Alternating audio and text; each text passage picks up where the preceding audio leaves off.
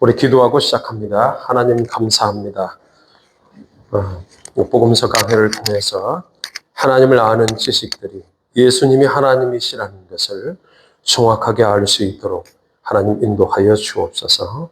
하나님 감사합니다. 예수님 이름으로 기도합니다. 아멘.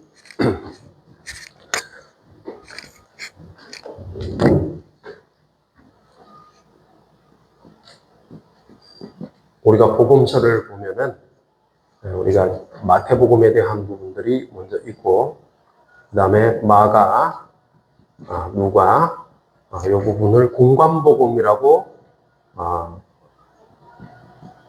말씀을 드렸습니다.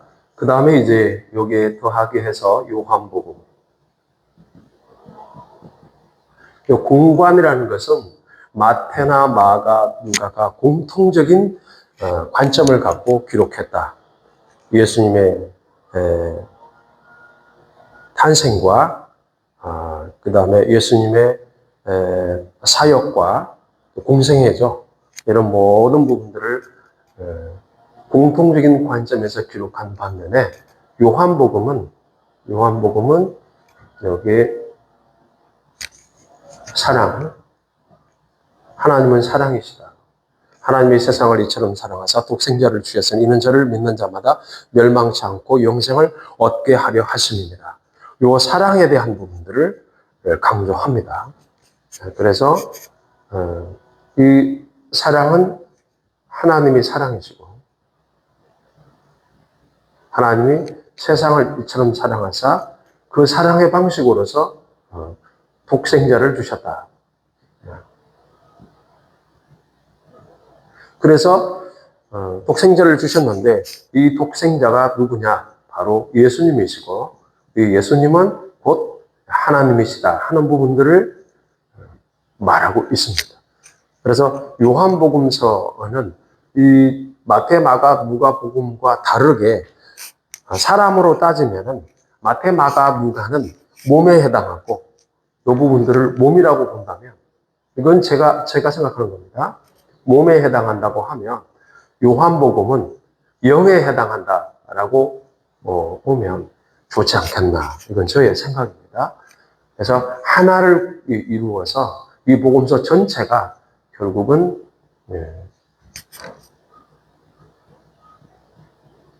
예수 그리스도는 하나님, 예수 그리스도가 하나님이다 하는 부분들을 우리가 확인할 수가 있습니다. 자, 그래서 이제 지난 시간에 이제 예수님의 마태복음에서는 우리가 예수님의 그 계보, 예수님의 계보가 나와요. 계보가 나오고 나서 예수님의 수태고지가 나오고, 수태고지가 있고, 그 다음에 동방박사의 방문이 있습니다. 동방박사가 방문을 하고, 그 다음에 유아학살이 있습니다. 헤롯이 유아를 학살하죠. 왜 그러냐면 지금 왕이 있는데 유대인의 왕으로 나신 이가 어디 계시냐 하는 그 굉장히 중요한 질문이 결국은 헤롯 입장에서는 자기를 전복하고 새로운 왕이 태어날 것에 대한, 온다는 것에 대한 두려움 때문에 없애려고 했다 하는 부분들이 있는 것이고, 이 부분들이 결국은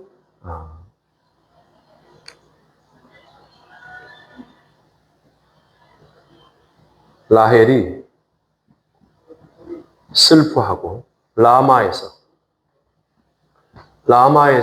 라헬이 슬퍼하고 애통했다. 그래서 위로받기를 거절했다는 구약 성경이 성취가 되었다라고 말씀하고 있죠. 그런데 오늘 이제 우리가 알아야 될 중요한 내용이 뭐냐? 그러면 동방박사들이 왜 방문했냐 하는 겁니다. 예수님의 나심을 우리가 기뻐하기 위해서 예수 그리스도의 예수님의 탄생을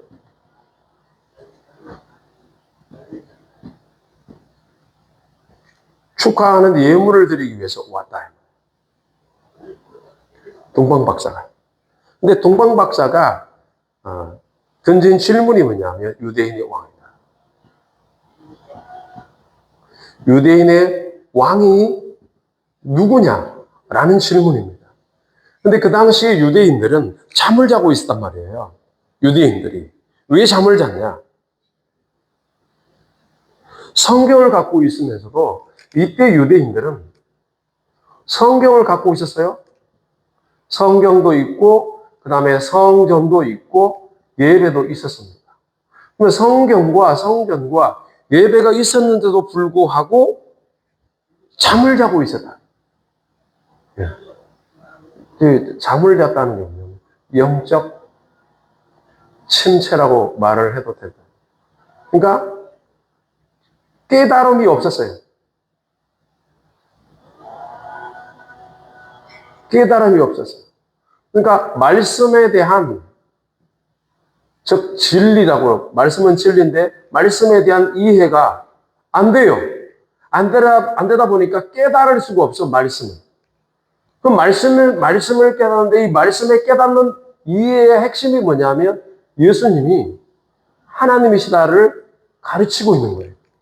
그런데 유대인들은 지난번에도 말씀드렸지만 동방박사들이 유대인의 왕으로 나신 이가 어디 계십니까? 라고 질문을 했을 때 미가서 5장 2절에 있다는 말씀들을 찾아냈어요. 근데 미가서 5장 2절에 있는 말씀을 찾았는데 여기에 예수 그리스도, 예수님이 목자로 기록이 되어 있어요. 근데 예수님의 근본을 첫 번째로 뭐냐 하면 상고다라고 말했고, 그 다음에 두 번째는 영원이라고 말했다. 그러면 미가 선지자가 하나님께 말씀을 받아서 이야기했던 게 뭐냐면 예수님은 상고단, 아주 먼 옛날부터 시간이 시작될 때부터 계셨던 분이다. 그리고 영원, 이미 시간이 시작되기 이전부터 존재했던 분이다 하는 부분 두 가지를 분명히 미가서가 말을 하고 있어요. 자, 우리 미가서 한번 찾아봅니다. 우리 미가서에 제가 NLT 성경을 한번 찾아볼게요. 미가서 5장 2절입니다. 영어로는 마이카라고 합니다. 미가 나움 되죠? 미가서 5장 2절이에요. 5장. 우리 한글로 한번 읽어보세요. 시작. 그들의 내보라다니라 너는 유다 족속 자를지라도 이스라엘을 다스릴 자가 내게서 내게로 나올 것이라. 그의 근본은 상고의 기초입니다. 네.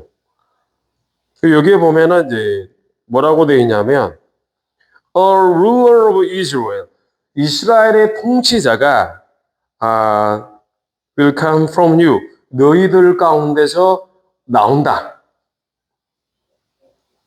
이 사람은 one whose origins, 그 근본이 뭐라고 되어 있냐면 are from the distant past, 아주 먼 과거다, 먼 옛날이다, 이렇게 표현하고 있어요. 그러니까 멀고 먼 옛날로부터 온다라는 말이 있어요.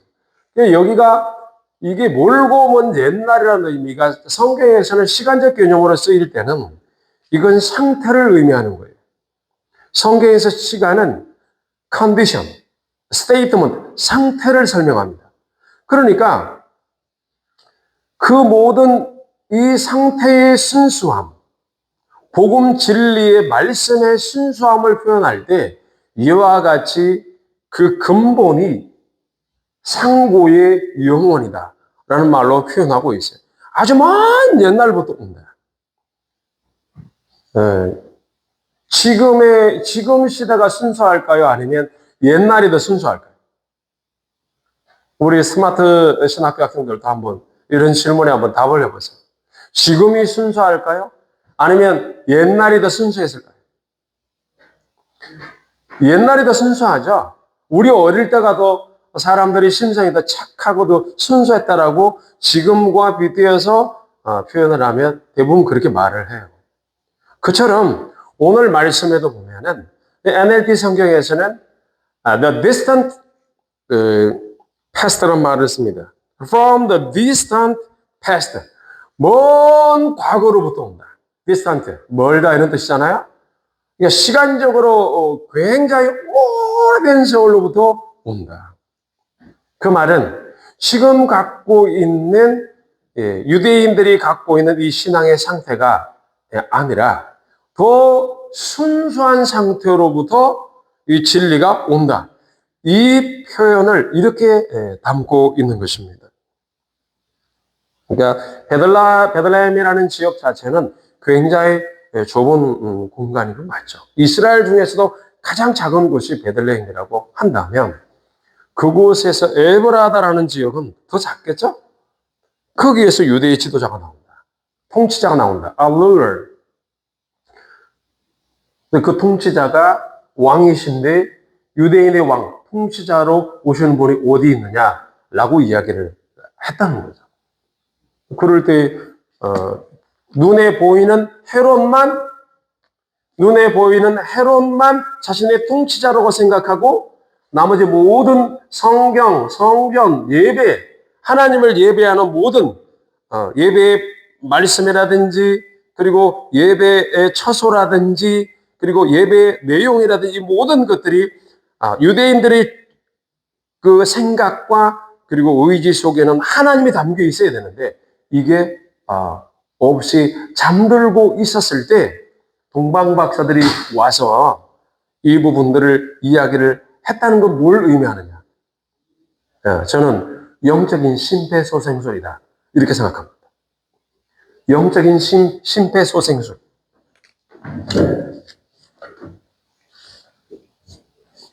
우리가 이제 사람이 심장마비가 일어났어요. 그럼 심장마비가 일어나면 심장마비를 당한 사람이 자기네 손으로 심장을 압박해서 회생시킬 수는 없습니다. 그러면 어떻게 회생이 될까? 다른 사람의 도움에 의해서 되는 거거든요. 마찬가지로 소위 하나님의 말씀을 갖고 있고 성전도 있고 예배도 이 세 가지 요소를 다 갖고 있는 유대인들이 죄 가운데 빠져서 허덕이고 있을 때는 누가 소생시켜주느냐? 이방인들이 와서 소생시켜줍니다. 외부의 사람들이 와서 소생시켜줍니다. 그러면 동방박사가 동방에서 왔다. 별을 보고 왔다. 별을 따라왔다. 이게 뭘 의미하느냐? 중요한 거거든요. 그러니까 예수님을 경배하러 왔는데 동방박사가 별을 따라왔다고 그랬잖아요. 별 따라. 예수님의 별을 따라. 이 별을 따라왔다는 의미 자체는 바로 예수님의 신적 인성. 이 부분들이 있다는 사실을 보고 온 겁니다. 예수님의 신적 인성과 신적인 신성이 있어요. 그러니까 그 중에 이제 동방박사는 요기에 해당하는 신적 인성을 따라 온 겁니다. 그러니까 예수님이 하나님이시다. 천국에서 영계를 지나 이 지상계로 오신 그 예수님이 이 오신 사실을 별을 통해서 연구하던 동방박사들이 이 부분들을 알게 됐다는 의미 자체가 예수님이 하나님이시라는 것을 인정하기 위해서 왔다는 것을 말해주고 있는 거예요. 그런데 정작 말씀을 갖고 있고 그리고 예배를 드리는 처소가 있고 그리고 예배를 하는 이 유대인들이 갖고 있는 이 세 가지 종교적 요소를 다 갖추고 있음에도 불구하고 잠을 자고 있었다. 이 말은 소생술이 필요하다. 하나님이 이방을 들어서 이들을 깨우칠 필요가 있었다 하는 겁니다. 그래서 동방박사의 방문은 잠자고 있는 유대인들을 깨우는 계기가 된 거예요. 유대인들을 깨웠는데 중요한 건 어디까지 깨웠냐? 자, 우리가 이제 마태복음 2장 5절로 한번 가고, 마태복음 2장 6절을 한번 가보세요. 2장 6절일 겁니다.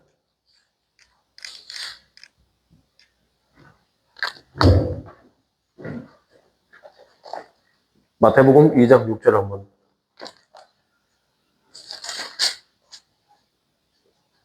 읽어봅니다. 시작. 또 유대 땅 베들레헴아 너는 유대 고을 중에 가장 작지 아니하도다. 내게서 한 다스리는 자가 나와서 내 백성 이스라엘의 부자가 되리라. 네, 아멘. 근데 여기에 뭐가 빠졌어요? 미가서에 있는 이 말씀이 예수님은 상고다, 영원이다. 이 근본에 대한 설명을 하지 않았죠. 그들이 심폐소생술을 받아서 말씀을 찾았어요. 말씀의 성경책을 열어서 찾긴 찾았는데 고의적으로 이 말씀을 누락한 부분이 뭐냐 하면 예수님이 상고고 영원부터 오셨다 하는 부분들을 여기에 뺐다는 겁니다. 그러면 마태복음서에서 왜 이 부분들을 뺐는가? 또 마태복음은 이 부분을 빼고 이야기한 부분을 왜 마태는 기록했는가? 이게 중요한 거예요. 왜냐하면 유대인들은 예수님을 왕으로 인정하지 않았다는 것을 이 저자는 밝히고 싶은 겁니다. 마태복음서를 쓴 이 저자가 이 2장 6절에 있는 나와서 내 백성 이스라엘 목자가 되리라. 그 다음에 그의 근본은 상고의 영원이라는 이런 부분들을 뺀 이유를 여기 기록하고 있다는 거예요. 그게 뭐냐? 유대인들이 예수님이 하나님이시라는 사실을 인정하지 않은 것을 지금 고발하고 있는 거다. 누가? 마태가요.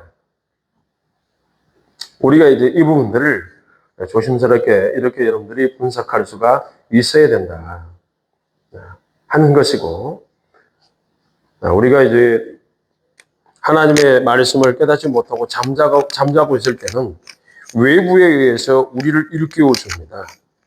그래서 우리 안에 하나님을 향한 지식과 그리고 그 뜻을 정할 수 있도록 의지가 우리 안에 일어날 수 있도록 하는 거예요. 하나님의 심폐소생술이죠, 일종의. 이런 부분들을 통해서 하나님 앞에 바로 서기를 원하는 마음이 많다 하는 겁니다. 예수 믿는 종교인들도, 기독교인들도 이와 같이 이 말씀의 내용들을 우리가 곡해할 때도 있고 왜곡할 때도 있고 이런 부분들을 우리가 조심을 해야 된다는 거고, 두 번째 우리가 이제 알아봐요. 동광 박사가 올 때는 유대인들을 깨웠다는 겁니다. 유대인들을 각성시킨 것까지 갔어요. 그 다음에 이제 각성시켰으나 그들은 말씀을 왜곡합니다. 그 다음에 이제 두 번째는 세상입니다. 세상. 세상은 헤롯으로 표현되는 대표성을 갖는 이 헤롯. 헤롯은 결국은 어떻게 하느냐? 유아를 학살합니다. 유아를 학살합니다. 그게 보면 어디에 나오냐? 2장 7절에 이에 헤롯이 가만히 박사들을 불러 별이 나타난 때를 자세히 묻고 베들레헴으로 보내며 이르되 가서 아기에 대하여 자세히 알아보고 찾거든 내게 구하여 나도 가서 그에게 경배하게 하라. 거짓말이죠. 이게 박사들이 왕의 말을 듣고 갔습니다. 동방에서 보던 그 별이 문득 앞서 인도하여 가다가 아기 있는 곳 위에 머물러서 있는지라. 그들이 별을 보고 매우 크게 기뻐하고 기뻐하더라. 집에 들어가 아기와 그의 어머니 마리아가 함께 있는 것을 보고 엎드려 아기께 경배하고 보배 올려로 황금 유향 몰약을 예물로 드렸다. 그들은 꿈에 헤롯에게로 돌아가지 말라 지시함을 받아 다른 길로 고국에 돌아가니라. 주님이 왜 헤롯에게 가지 말라고 그랬을까? 진리는 비진리와 섞일 수가 없다 이 말입니다. 거짓의 진리가 함께 갈 수가 없다는 겁니다. 이게 신적 진리에 대한 부분들이 동방박사가 신적 진리, 즉 신적 인성을 깨달은 그 진리가 유대인들에게 왔어요. 왔는데 유대인들은 나름 깨어났습니다. 말씀을 찾기까지는 했지만 말씀을 왜곡하는 데까지 간다. 그 다음에 헤롯은 아예 그 자체가 거짓 속에서 많은 사람들을 통치하고 다스리는 쪽으로 갔다. 통치의 구조 자체가 거짓이라는 겁니다. 예수님을 인정하지 않았으니까요. 참된 왕으로 받아들이지 않았으니까요. 네. 그 부분들이 이게 왜곡뿐만 아니라 그 다음에 거짓이 판을 치고 있었다 하는 그런 부분들을 여기에 보여주고 있기 때문에 헤롯에게 돌아가지 말라고 한 겁니다. 진리와 비진리는 섞일 수 없다는 겁니다. 진리와 비진리가 하나일 수 없다. 같을 수 없다. 그리스도와 벨리알이 조화가 될 수가 없다 이 말입니다. 그리스도와 그리스도 그리고 벨리알 하나가 될 수 없다 이 말. 그거하고 같습니다. 그 다음에 2장 13절로 가면 그들이 떠난 후에 주의 사자가 요셉에게 현몽하여 이르되 헤롯이 아기를 찾아 죽이려 하니 일어나 아기와 그의 어머니를 데리고 애굽으로 피하여 내가 너에게 이르기까지 거기 있으라 하시니 요셉이 일어나 밤에 아기와 그의 어머니를 데리고 애굽으로 떠나가 헤롯이 죽기까지 거기 있었으니 이는 주께서 선지자를 통하여 하신 말씀이다. 애굽으로부터 내 아들을 불렀다. 자, 여기 이제 이 말씀이 어디에 있냐면 그 각주에 나와 있어요. 호세아 11장 1절입니다. 한번 찾아봐요. 호세아 11장 1절로 가봅니다.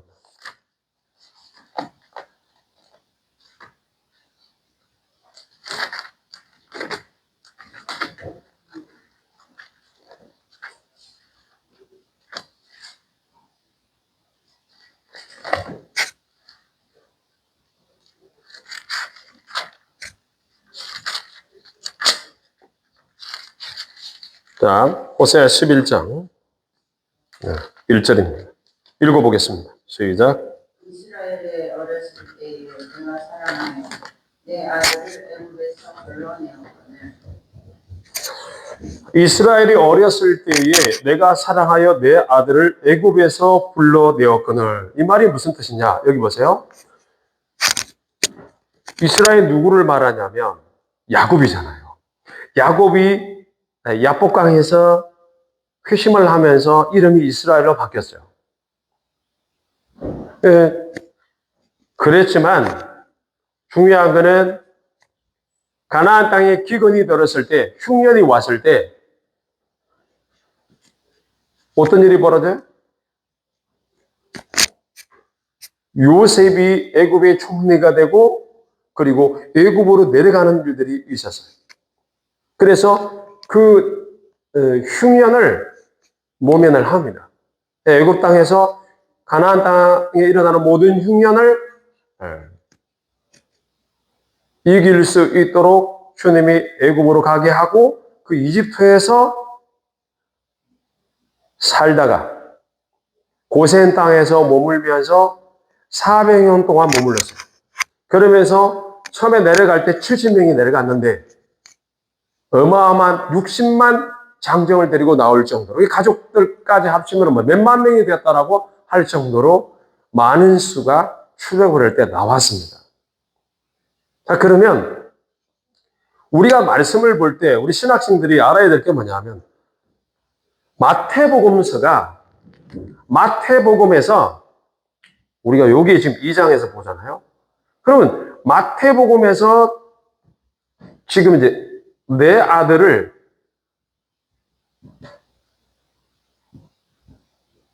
애굽에서 불렀다. 이게 호세아 11장 1절의 말씀인데 이 말씀을 왜 마태가 인용했냐? 그러면 아켈라오가 그 헤롯이 유아학살을 할 때에 헤롯이 유아학살을 해가지고 아기와 함께 애굽으로 내려가는 이 설정이라기보다 이 역사가 무엇을 안고 있냐면 호세아 선지자가 말했던 이스라엘이 내 아들이 이스라엘입니다.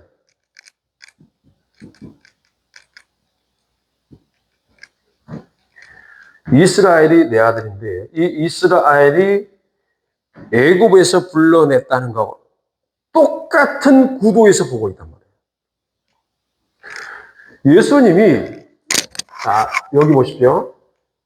마태복음에서 예수님이 애굽으로 간 것하고 그 다음에 호세아서에서 이스라엘이 어릴 때 애굽으로 간 것을 같은 설정으로 놓았단 말이에요. 이걸 하나로 보았단 말이에요. 그러면 호세아서 전체를 우리가 해석할 때 호세아서의 해석의 근거가 어디에 있냐면 마태복음의 예수님을 근거해서 호세아를 해석해야 된다.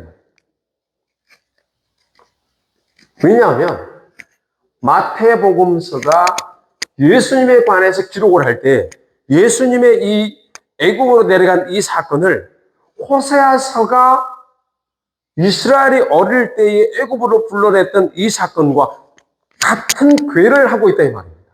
그러면 성경의 의미를 찾아갈 때 여기 보세요. 성경의 의미가 성경의 뜻을 찾을 때 첫 번째는 글자의 뜻이 있어요.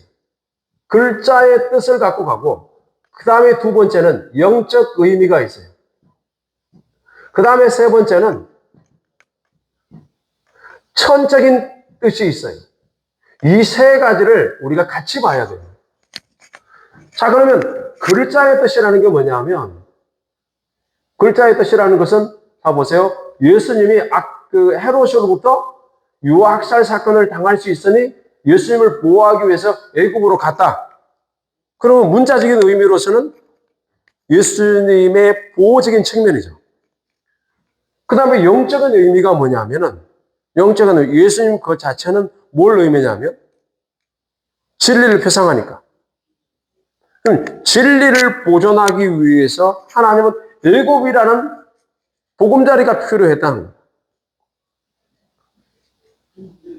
그 다음에 천적인 뜻은 뭐냐면 바로 천국은 애굽이라는 이 곳을 통하여 확실시되고 있다는 것을 말합니다. 그러면 애굽의 의미가 뭐냐? 애굽의 의미가 뭐냐 하는 부분들이 있습니다. 우리가 사실은 지옥에도 하나님의 신성이 흘러갈까요? 안 흘러갈까요? 천국 오면 하나님의 신성이 흘러갈까요? 지옥에는 안 흘러갈까요? 지옥에도 그 신성이 하나님의 신성이 흘러 들어갑니다. 천국에도 흘러 들어가고 지옥에도 흘러 들어가요. 그러면 지옥에는 흘러 들어갈 때에 악인들이 그 악에서 나올 수 있도록 신성이 하나님의 신적 성품이 그렇게 흘러 들어가고 지옥에 악으로부터 나올 수 있도록 하는 이 부분들을 계속해서 흘러보내고 그 다음에 천국에는 하나님의 신성이 어떻게 들어가느냐 하나님을 사랑하여 더욱 사랑할 수 있도록 선한 삶을 살아가는 일들로 더 깊게 흘러들어간다는 겁니다. 똑같이 지옥에도 하나님의 신성이 흘러들어가고 천국에도 하나님의 신성이 흘러들어가는데 선을 더욱 행하고자 하는 쪽은 천국이고 악에서 벗어나도록 계속해서 하나님이 공급해 주는 건 신성의 능력이고 하는 겁니다.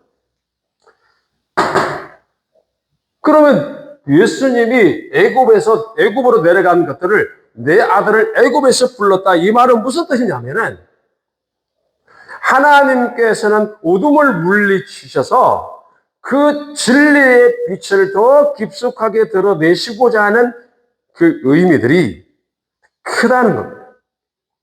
그러니까 애굽은 우리가 성경에서는 죄를 의미하는데 그러면 예수님이 죄를 짓도록 애굽으로 보내느냐? 그런 의미가 아니단 말이에요. 진리가 더욱 진리되도록 하기 위해서는 그 진리가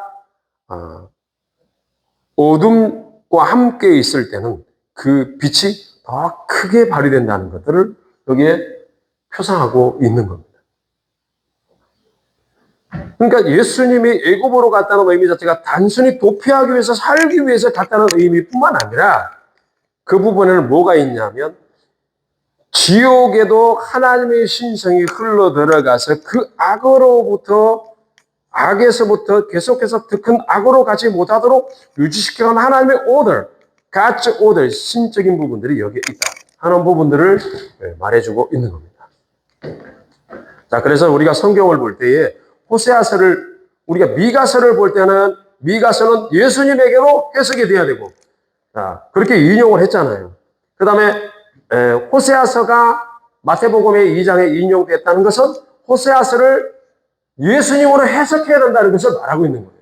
미가서도 예수님으로 해석해야 되고 호세아서도 예수님으로 해석해야 된다. 네, 그래서 구약 성경에 구약은요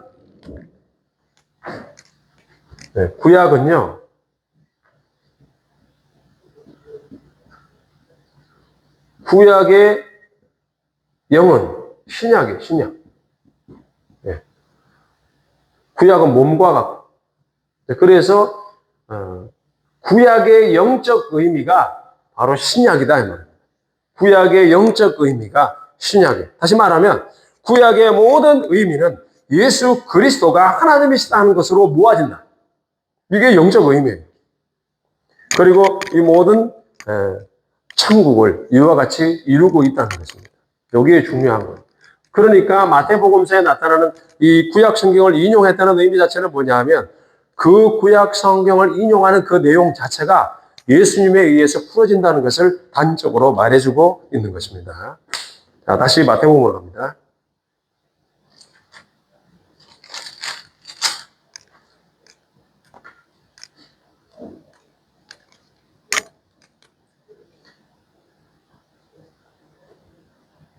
(16절) 2장 16절 이에 헤롯이 박사들에게 속은 줄을 알고 심히 도하여 사람을 보내어 베들레헴과 그 모든 지경 안에 있는 산의 아이를 박사들에게 자세히 알아본 그때를 기준으로 하여 2살부터 그 아래로 다 죽이니 이에 선지자 예레미야를 통하여 말씀하신 바 라마에서 슬퍼하며 크게 통곡하는 소리가 들리니 라헬이 그 자식을 위하여 애곡하는 것이라. 그가 자식이 없으므로 위로받기를 거절하였도다 함이 이루어졌느니라. 자, 그러면 이게 어디에서 말씀이 인용됐느냐? 예레미야에서 인용됐단 말이에요. 예레미야 31장으로. 예레미야 31장. 예레미야 3.1절 대한독립 만세. 그렇게 외우라고 그랬죠? 예레미야 3.1절. 네? 예레미야 3.1절. 네, 그 말씀에 연결되는 부분이에요.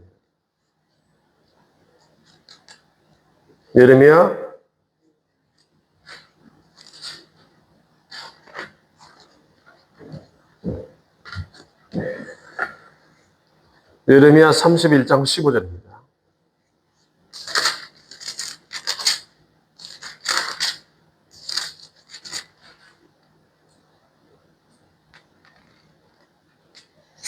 네, 31장 15절이에요.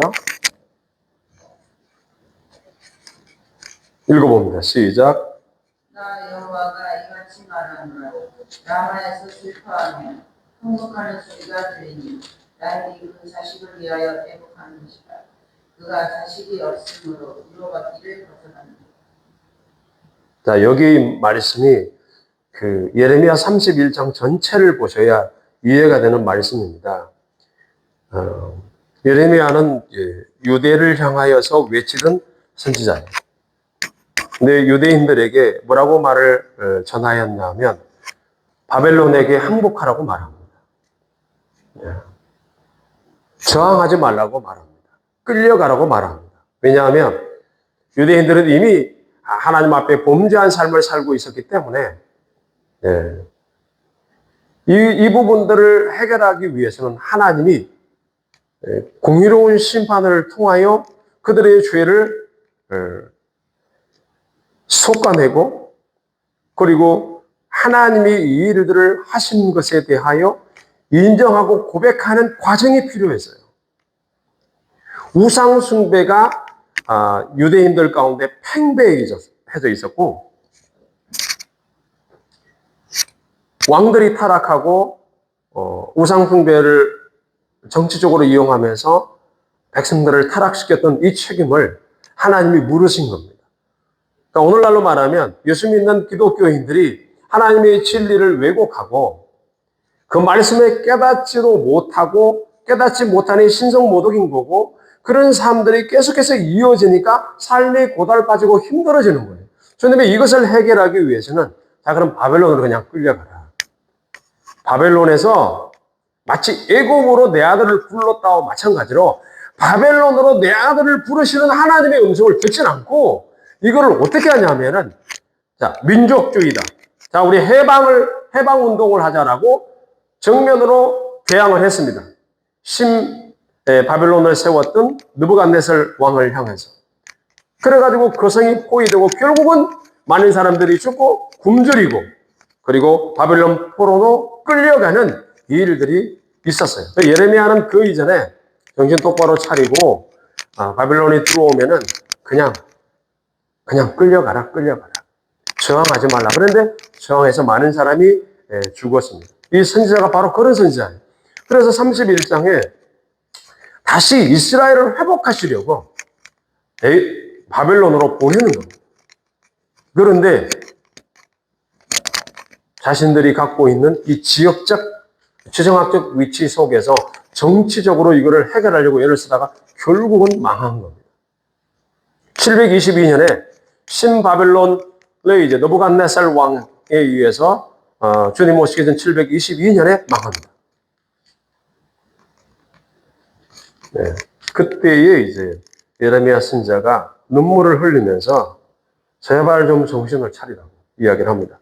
31장에 보면은 여호와의 말씀이니라 그때에 내가 이스라엘 모든 족속의 하나님이 되고 그들은 내 백성이 되리라. 이스라엘 모든 족속의 하나님이 되고 그들은 내 백성이 되리라.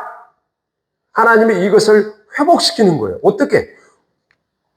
고난을 통하여서 그 고난 속에서 하나님이 나의 하나님이시라는 사실을 만들어내시는 하나님의 열심이 여기에 있던 거예요.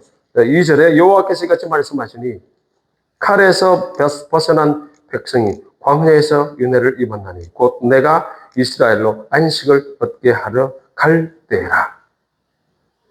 칼에서 벗어난 자들이 광야에서 안식을 얻을 때. 이 말이 무슨 말이냐면은 적들이 공격해 왔을 때 전쟁하고 싸운 것보다 차라리 끌려가는 게 편하더라는 겁니다. 끌려가는 게 편하더라. 그 이야기 한 겁니다. 광야에서 윤회를 입었나니. 이런 게 있잖아요. 그냥 포기하고 살아가는 게 오히려 마음이 더 편하다. 그냥 아동바동 헤어나려고 애쓸 때보다 차라리 모든 걸 내어버리고 포기해버릴 때. 그러니까 안식을 얻는 것처럼 이스라엘 백성들이 그와 같은 삶의 불운한 그 상황이었음에도 불구하고 하나님이 안식을 주시러 간다는 겁니다. 그 다음에 3절에 보면 옛적에 여호와께서 나에게 나타나사 내가 영원한 사랑으로 너를 사랑하기에 인자함으로 너를 이끌었다 하였노라. 처녀 이스라엘아 내가 다시 너를 세우리니 내가 세움을 입을 것이요 내가 다시 소고를 들고 즐거워하는 자들과 함께 춤추며 나오리라. 네가 다시 사마리아 산들의 포도나무들을 심되 심는 자가 그 열매를 따기 시작하리라. 에브라임 삶 위에서 하석군이 외치는 날이 있을 것이라. 이러기를 너희는 일어나라 우리가 시온에 올라가서 우리 하나님 여호와께로 나아가자 하리라. 이건 뭐예요? 유다의 선지자인데 북왕국 이스라엘이 망했다는 겁니다. 근데 그들이 다시 회복된다는 것을 말씀하고 있는 거죠. 이런 내용 속에서 우리가 15절을 봐야 되는 게 뭐냐면 31장 15절에 여호와께서 이같이 말씀하시니라. 라마에서 슬퍼하며 통곡하는 소리가 들리니 라헬이 그 자식 때문에 애곡하는 것이라. 그가 자식이 없어서 위로받기를 거절하였도다. 이 말이 겉으로 볼 때는 전쟁 속에서 전쟁을 하면서 자기 자식을 잃어버린 이런 안타까움을 설명하지만 실질적으로는 이 내용이 뭐냐? 성경에서 자식은 진리를 의미하기 때문에 그 진리를 잃어버린 것 때문에 힘들어하고 고통한다는 겁니다. 자, 그 내용을 여기 갖고 있고 예레미야 31장 31절에 여호와의 말씀이니라 보라 날이 이르리니 내가 이스라엘 집과 유다 집에 새 언약을 맺으리라. 이 언약은 내가 그들의 조상들의 손을 잡고 애굽 땅에서 인도하여 내던 날에 맺은 것과 같이 아니할 것은 내가 그들의 남편이 되어서도 그들에 대해 언약을 깨뜨렸음이니라. 여호와의 말씀이니라. 33절 다 같이 시작. 나 여호와가 말하노라. 그러나 그날에 내가 이스라엘 집에 세울 언약은 이러하니 곧 내가 나의 법을 그들의 속에 두며 그 마음에 기록하여 나는 그들의 하나님이 되고 그들은 내 백성이 될 것이다. 여호와의 말씀이니라 맞죠? 자, 그러면 31장 전체가 뭐냐 하면 핵심이 라마에서 슬퍼하고 우는 이유가 뭐냐 하면 자식이 없어서 우는 것인데 이 자식이 뭘 의미하냐면 성경에서는 진리를 표정하기 때문에 진리가 없는 것에 대한 안타까움이다 말입니다.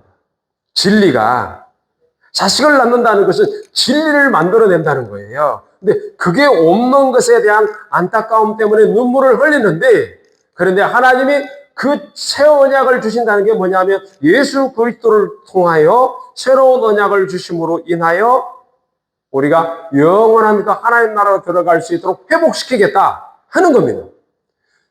자, 그 내용이 마태복음 어디에 있느냐? 2장에 있는 말씀하고 연결되어 있다. 자, 보세요. 마태복음 2장으로 다시 와서 예수님이 애굽으로 내려갔고 그 다음에 헤롯이 사내 아이들 2살 아래로 있는 사람들을 베들레헴과 그 모든 지경에 있는 사람들을 다 죽였고 아이를 다 죽였다는 의미 자체는 여기 보세요.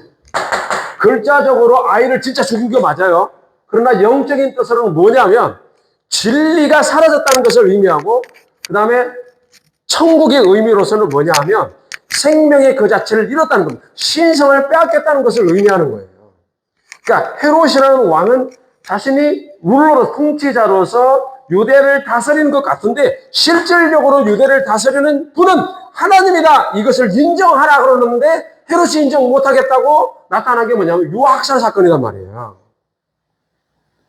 그러니까 하나님이 예레미야서를 통해서 라마에서 슬퍼한다는 것들을 왜 동원하냐면 이 예레미야 31장에 있는 말씀이 33절에 새 언약을 주어서 내가 그들의 하나님이 된다는 하나님이 그 마음속에 하나님의 법을 심어서 적극적으로 주를 사랑하는 사람들을 만들어내겠다는 하나님의 뜻이 여기에 담겨 있다는 겁니다.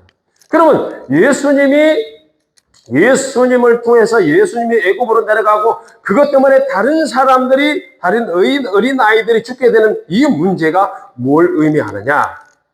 진리를 없애려고 아무리 애를 써도 진리는 없어지지 아니한다. 하나님의 신성은 지금도 그때나 지금도 영원히 도도하게 흘러가고 있다 하는 것을 여기에 말씀하고 있는 겁니다. 다음 시간에 19절부터 보도록 하겠습니다. 기도합니다. 하나님 아버지 감사합니다. 오늘도 진리의 말씀으로 오늘 우리에게 가르쳐 주시고 중요한 예레미야 31장의 말씀 이스라엘을 회복하고 유대를 회복하여서 예수 그리스도로 말미암아 돌아오게 한다는 이 놀라운 내용들을 마태복음에서 마태가 헤롯의 유아학살 사건을 통하여 확인시키고 성경을 그와 같이 해석할 것을 우리에게 가르쳐주고 있다는 것을 기억하고 우리 선지의 성도들이 하나님의 말씀을 잘 깨닫게 하는 본인이 깨닫고 그런 삶을 살아내는 복된 자리에 있을 수 있도록 인도하여 주옵소서. 예수님 이름으로 기도드립니다. 아멘.